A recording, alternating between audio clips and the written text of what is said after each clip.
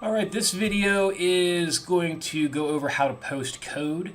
I got a lot of questions about that since I guess up to this point no one really has posted any code and used the code.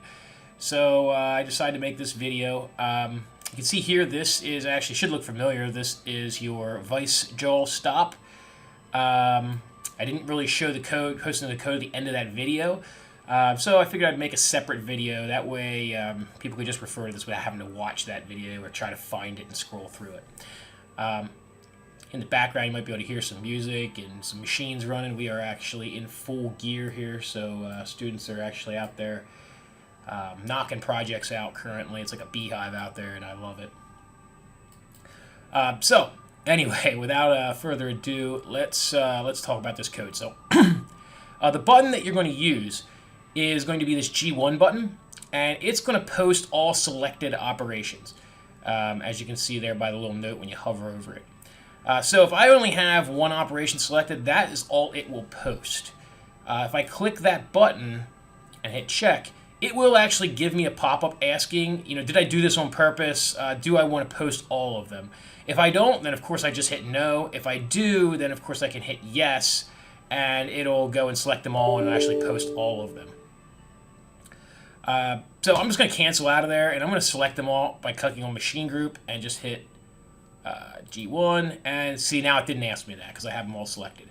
Now the other thing to note is I have two separate NC file names. For the top, I have vicestoptop.nc, and for the bottom, I have vicestopbottom.nc.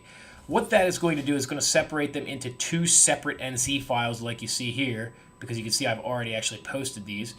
So I'm going to hit save, and that will ask me if I want to replace this. Sure, I want to replace it.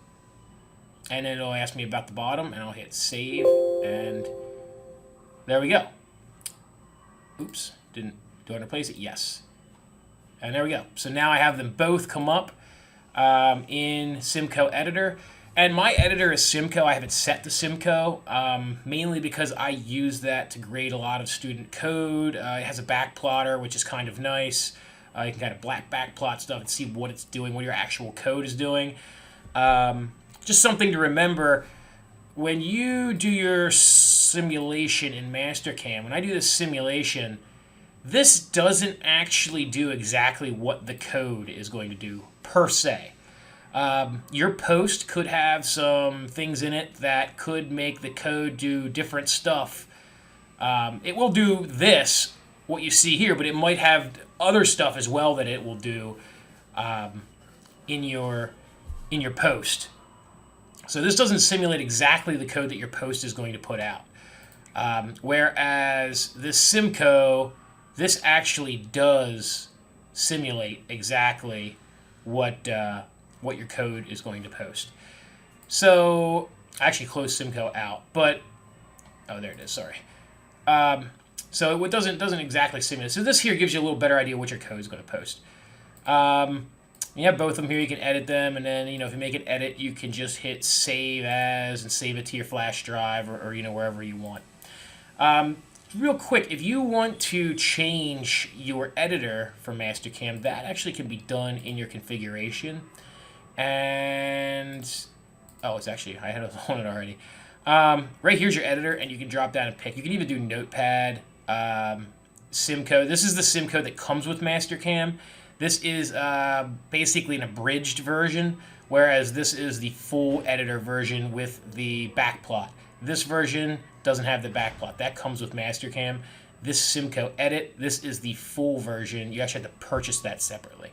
So that's what I'm using. And then I think MasterCAM is just Code Expert. So MasterCAM, if I have it on MasterCAM, it'll just bring up Code Expert, which is MasterCAM's editing software, which is probably what yours is defaulted to. So anyway, that's how you change that.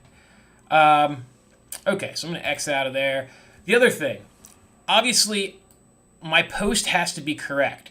So if you don't have the correct post in, and let's say you did everything on default, just because maybe you watched my videos, you didn't have the correct post at the time, but I told you in the video, reassured you that I would give you access to the post and show you how to put it in. But now you need to change it. To do that, what you're going to do is you're going to come up here to Files, and right here is where your post file is. So this basically determines what file you're going to use to post this code. I'm just going to hit Replace, and let's say I want to do the default. I'm just going to hit Mill Default, check, and you'll see it'll pop up here. So now I'm posting with Mill Default, and it is officially switched. So if I post my code, check, yes, yes. Now it's Mill Default. So the code probably be a little bit different. You can see there's an A0 here. That's for an additional axis, a fourth axis. So the code's a little bit different from the 3-axis, or a little bit different from the 3-axis mill. So that's how you change it once, once you've already created a file. And I believe that is about it. I think that's the only things that I really wanted to go over with this. So anyway, that's basically how you change your post, and also how you post code.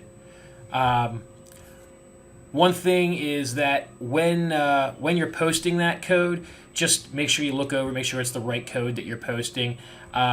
Also, if you do any of this stuff and you haven't watched, well, first off, if the posts aren't in your computer or in your MasterCAM, the correct folders, watch the video I have on how to load posts, and also those posts can be found on the portal. So in any case, that's all I have for you. If you have any questions, of course, you can always ask me during my office hours or during class.